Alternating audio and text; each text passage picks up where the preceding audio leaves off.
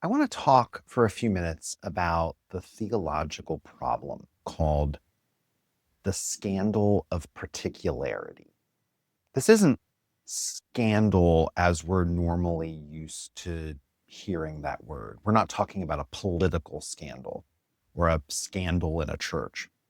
The word scandal comes directly from the Greek word scandalon, and it means stumbling block, something that's hard to get over, something you keep stumbling upon.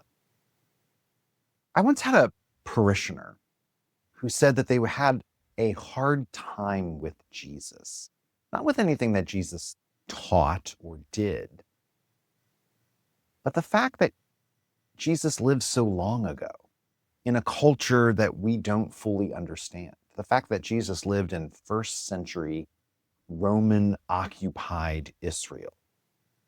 Because Jesus lived in a different culture, spoke a version of an ancient language that is no longer spoken, and lived in a land that most of us haven't ever been to. This was all a stumbling block to that parishioner, and it might be a stumbling block for you too. You see, part of being human is particularity, where we're born, who we are born to, the color of our eyes, our hair, our skin.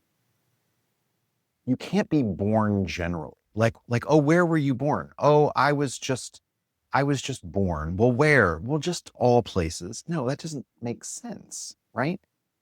Uh, what color are your eyes? Oh, they're just color. No, they're a particular color. What language do you speak? Oh, I just speak language, all languages. No, there's definitely a language that you were brought up in. Because Jesus was human, he had particularity. And we can't get out of that. If his incarnation had come in 21st century America, we might be able to more fully grasp his particularities. They might not be stumbling blocks for us, but they would just be stumbling blocks for other people in other places and at other times in human history.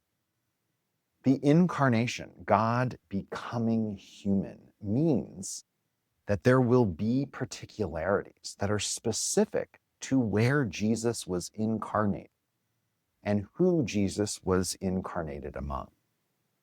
However, part of Christian teaching is also that Christ always existed. We see it in the Gospel of John and in the letter to the Colossians, that Christ, who always was and who always will be, Christ does not have first century particularities. Christ is eternal and is in all and through all. Do you struggle with the particularities of the life of Jesus of Nazareth? How can you overcome this stumbling block?